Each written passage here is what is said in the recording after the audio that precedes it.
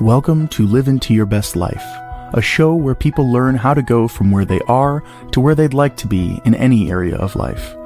If you're looking for a new job, wanting to improve your relationships, or even reclaim your health, Polyskaya will share with you a simple formula that can take you on a journey to begin to live into your best life in all areas of life. Now sit back and begin your journey.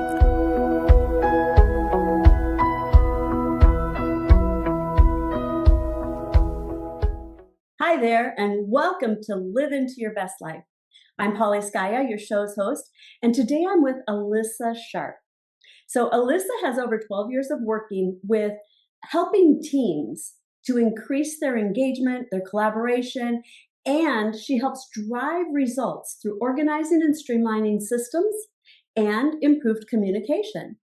She's got extensive experience in retail, digital transformation, events, exhibits, and as a project and program manager, she has deep understanding and experience of bringing together cross-functional teams during times of change. She brings an agile mindset to the work that she does. She delivers value fast, and she's always focused on continuous improvement. She helps to instill that mindset and that approach into the practices of her business owners, the project managers she works with, and really focuses on bringing people together to deliver on a mission that's right for them. Her mission is to build empowered and engaged teams by building human-centered systems and tools that enable work to flow. Welcome to the show, Alyssa, and thank you very much. I'm excited to have a conversation about this. Before we started the recording, it was like, ooh, we have a lot in common. So how did you wind up in the project management agile space? That is a great question. A lot of people do ask me, and I am one of those people who just happened to be in the right place at the right time.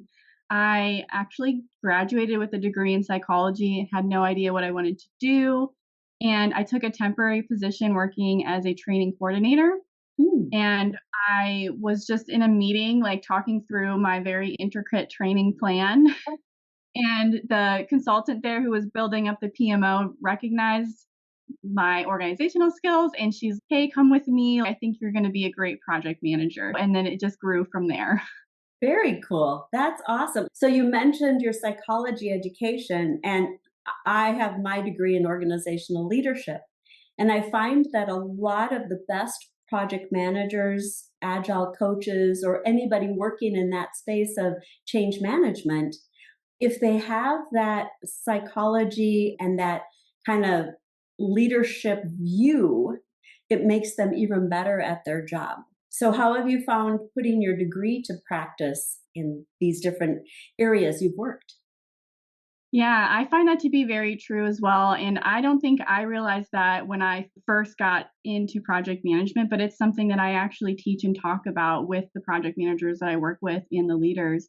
Because when you first think about project management, you're like, okay, I have to know how to plan something. I'm going to bug people and keep things in schedule and on budget. But it really is, actually understanding where people are and where you want them to go and actually facilitating that for them. And I think the best plans are the ones you make with the team and actually getting to know them. What are they doing right now? Why? Yeah. So for me, I think that it's important to have that leadership aspect and the people, human centered kind of vision from the beginning. It's really easy to fall back as a project manager and say, I just do schedules and budgets and I make sure everything's on track.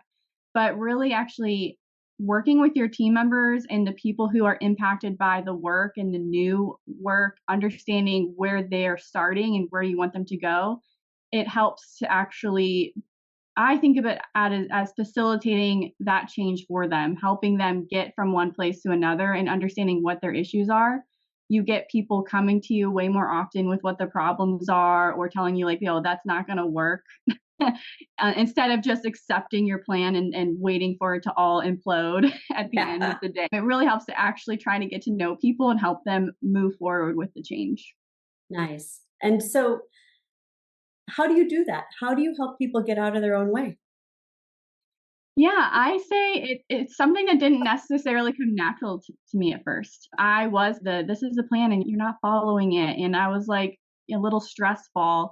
And then I just realized these are actual people who have a day job and you're just trying to change what they're doing and they don't want to be there. And so to me, it's not only getting to know them, but also helping them understand what is the purpose of this change and why is it going to benefit them. And it might not benefit them necessarily directly. So you have to connect what they care about with the broader vision. So they might have to change their whole process in the way they work, but they have to buy into at least understanding that it's going to make the customer experience better or their coworkers experience better, and that really helps them stay engaged and at least participate with the change.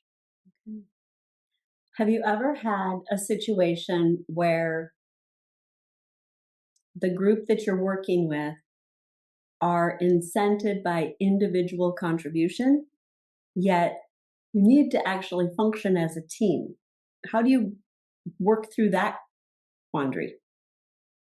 That one is a very tough situation. And I remember actually when I was working front end retail and they were changing our commission structure from individual to the store. So the store had to perform. And I at first was like, because I at that time I was a commissioned associate, and I was like, that's not very fair. So I was a leader, and I encouraged the team to adapt this change, and just because that's how we're going to get paid. So let's try and stay positive. And I actually saw so much increase in the customer experience because now instead of me saying, this is my person in the fitting room and I'm going to bring her stuff, I was talking to my teams more and we helped each other more. Our customers got more hands-on touch, and it actually increased our sales. And so I used that as I got into project management and just help people understand that as we help each other, we actually help not only our customer, but the team comes together and we impress the bosses but more. There's less stress. We're a little bit more in line with each other. And it's just helping them understand that eventually, yes, you're really used to getting your own individual results and praise. And it just takes time and communication to say it's going to still be great when we all get praise together and work together.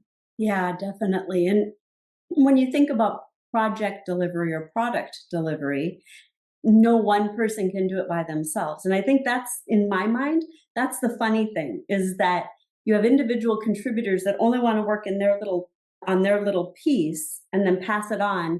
But in order to improve, we have to have collaboration, conversation, and the team delivers or the team doesn't.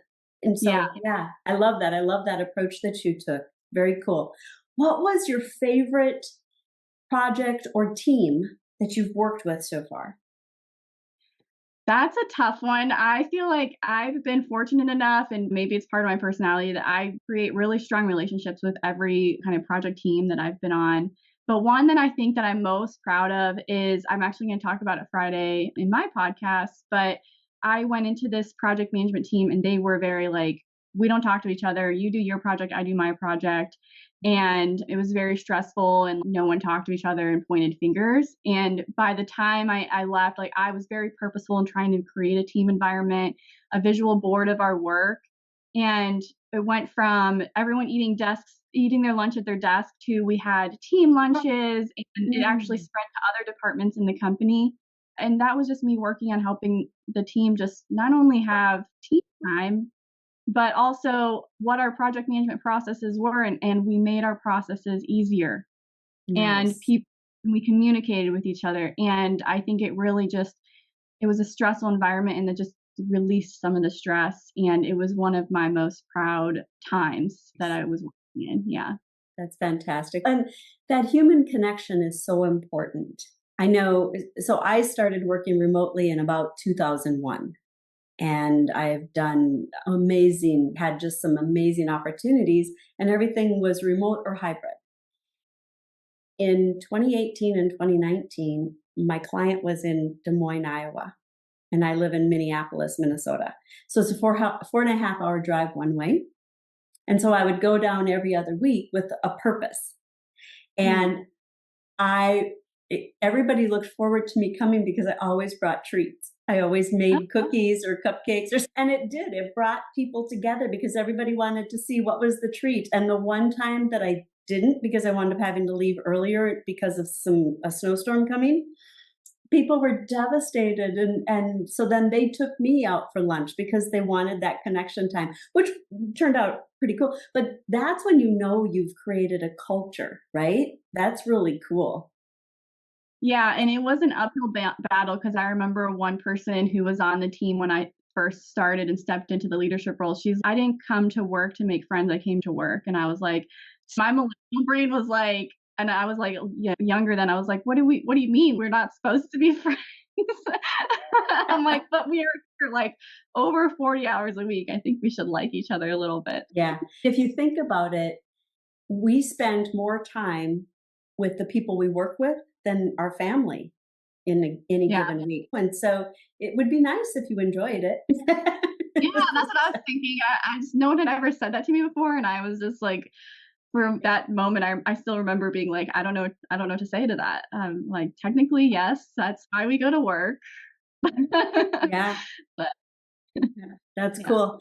And people don't realize when you build those deep relationships, it's not just about this moment, right? Because we're with a company for a certain period of time.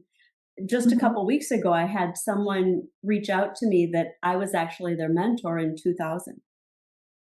And we've stayed in touch. And they had this thing going on at this new place that they work. And of course, they're in a higher level role now, but I've gained experiences as well. So I was still able to help them.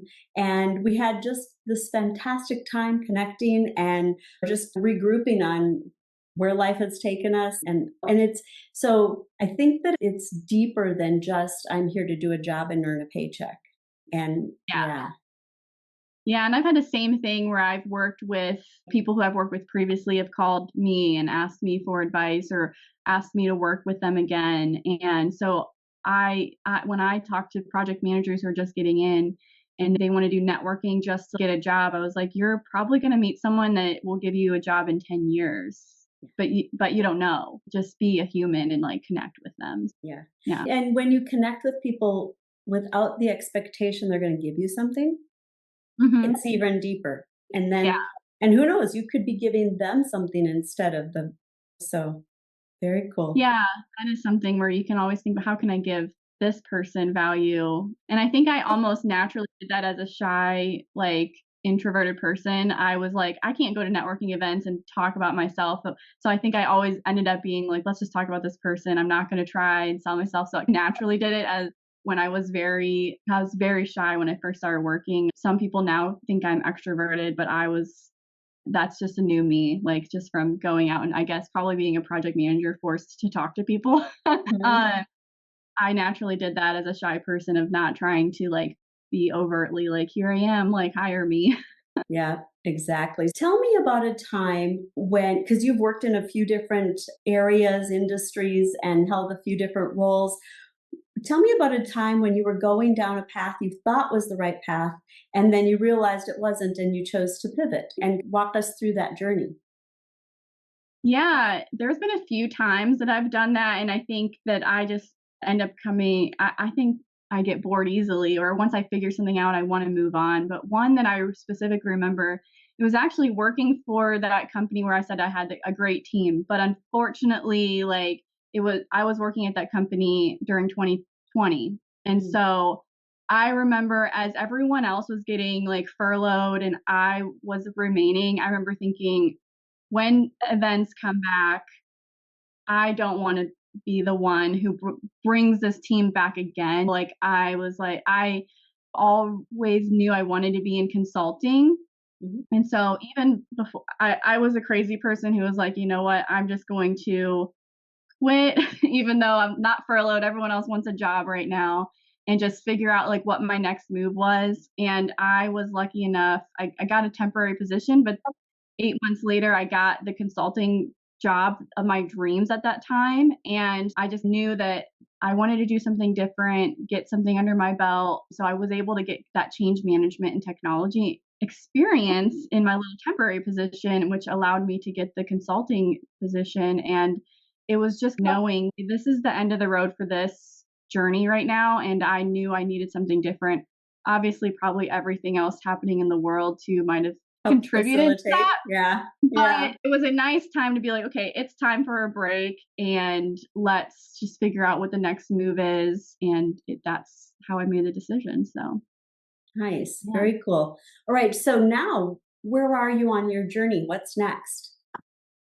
So I recently actually had the same kind of, okay, I feel like this part of my life is coming to a close of chapter. And I decided to go out on my own consulting instead of working for a firm.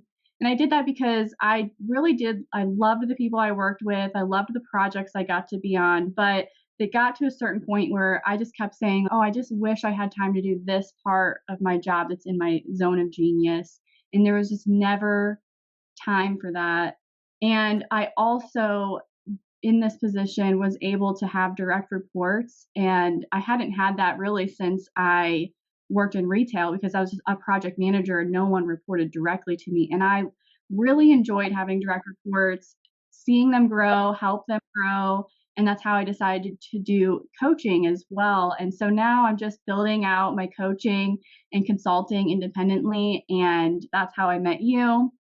And I'm just really excited to see where that takes me. And I'm loving the autonomy, obviously, it brings me. Yes, indeed. Awesome. So, what is your zone of genius?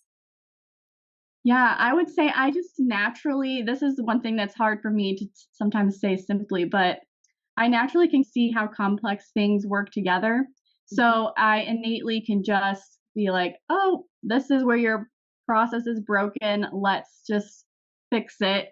And then I think that mixed with the experience I have with leadership and working with people in times of change, I help accelerate that change with with your team members. And so my zone of genius really is, okay, we've implemented a new process. Everyone's on the same page. Everyone's excited about it. And we can move forward with the next thing. Nice. Very cool. And I know in your bio, it talks a little about the simplification, right? And everybody wants to eliminate waste, streamline, get things done faster, and still with a high level of quality. And Yeah. so what's the biggest point of resistance that you find when you're working with people? I think that that's a good question. The biggest point of resistance, it's usually that someone just doesn't want to change their day to day and they don't want to learn something new. So even if they're using a tool that they're actually working around, they're like, no, I'm just going to continue to do this. And it just takes a little time and patience to train them, get them used, because the new tool can sometimes be intimidating, even if what they have to do is simple in it. So it just takes time and patience and practice until they were like, oh, wait, this was so much easier than what I was doing before. And so that's really the hard part is I think where people who are doing it on their own, they get a new tool and they say, this is how you do it. And they don't take the time to take their employees or their team members and give them that grace period to learn it. And then they give up and they've wasted time and money implementing a tool. I find sometimes teams have so much work in the hopper that the common response I get is we can't slow down to speed up. We don't have time to look at how to improve the process. We just have to get it done. What are your thoughts on that mindset, that mentality? Yeah, I do run into that a lot as well. And that is something that it's really hard to argue with sometimes because you see that they are like drowning in work. And that really, to me, you have to talk to the leader and say, you have to make it okay for them to slow down. You have to take the pressure off and obviously still make sure you can make deadlines and meet client needs. But it really, you have to, if you're the leader and your team is saying they can't slow down, like you have to help them make that space for their team. Yes. Yep, completely. I teach teams how to figure out where the work is coming from. Yeah. So because a lot of when I start to ask questions and dig into where's this, so you're busy, what's all the work you're doing? And they'll say, this person brings me this, or this person comes to me for this, great. Is that in your to-do list for the week? And they're like, I have to take care of them or someone's going to get upset or I'm going to look bad or all those things. And so I completely agree with you. Going to the leadership is really important. I help teams get data points so that they can go to leadership and they can say, we've got these people bringing these many things to us on a weekly basis. Is this really the priority you want us to take? And when leaders don't realize that these one and two little things, what it actually, the impact it has, the context switching and the shifted attention and then getting back to what you were doing. And it also creates opportunities for risk. Yeah, that's a good way to put it too. That is something one of my clients called me like an investigator. She's like, I can tell the questions you're asking, like you're really trying to get down to what the root of the work is, because there is often so much like unassigned work that just comes onto people's plates. And that is something like when you see the posts about being clear on your vision and your priorities, that's what they're talking about. Yeah, everyone knows like these are the 3 strategic pillars, but you have to get deeper than that. Like when the work is a lot, like make it clear that your team can make the decision and know exactly, okay, I can say no to the finance person asking me for something because we need to ship this product right now. They need to have enough clarity that they can make those decisions instead of feeling like they have to take on all the work and have an endless to-do list. Exactly. I had a meeting earlier this week with a leader who admitted there is no purpose statement. There is no vision for her leadership team. And therefore, they all feel like they're in their own island and nobody's really sure why they have to come together. And so that'll be something that is created in their face-to-face in a couple of weeks is what is it that we have in common and what are we trying to drive? So I think that, like you mentioned, that vision is so important. And one of the things that I tell people is it also is like a sorting hat. If what is brought to you doesn't fit the vision, isn't in alignment with your purpose, why would you do it? Yeah. And so it helps you to sort out what to do and what not to do type of thing. So very cool. So who are you looking to work with? Who do you want? Who's your ideal client? Who would you like to reach or have them reach out to you? Yeah, I'm not sure like what the official term is, but I call them like creators and doers and builders, like people, like the business owners who work with a lot of different teams, whether they're full-time team members or contractors, and you're probably just inundated with meetings and all these tasks, and you can't figure out how to slow down to process improve. I wish I was creative. I love seeing the creative stuff get done. My creative genius is really in the process improvement, but I love seeing people build stuff, install things at events, build beautiful websites, and then help them be able to stay in that zone of genius and really empower their team to make those decisions and know what's the priority. So those are the people that I would look to work with. Or if they want to work with me, they can reach out to me. Nice. How do people reach out to you? How did they find you? Yeah, the best way probably is LinkedIn. I'm always in my DMs in LinkedIn. You can also email me, which my email is on my LinkedIn as well if you prefer email. But those are the 2 best ways to reach out. Perfect. So we're connected. So I will put your LinkedIn post, your address in the show notes of this show so that people can reach out to you that way. So a fun little question that I don't ask everybody, but I would like to ask you.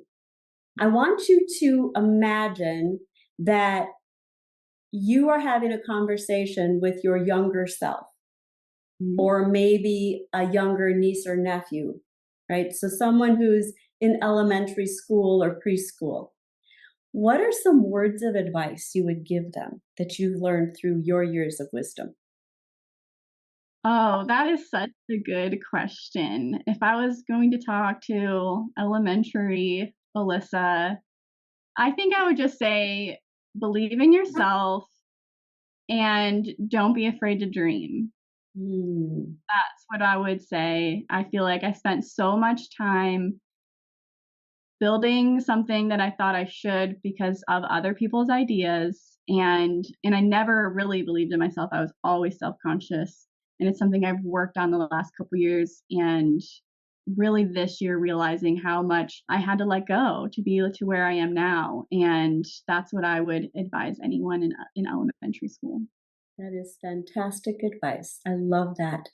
Alyssa, thank you so much for making time to talk today. I really appreciate it.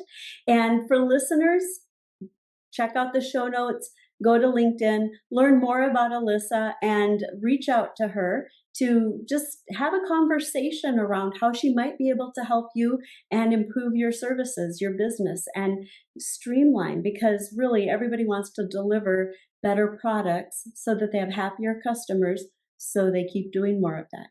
So awesome. Thank you very much.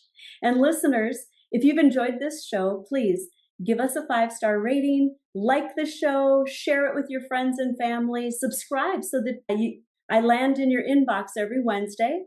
And until next time, continue to live into your best life and enjoy the journey.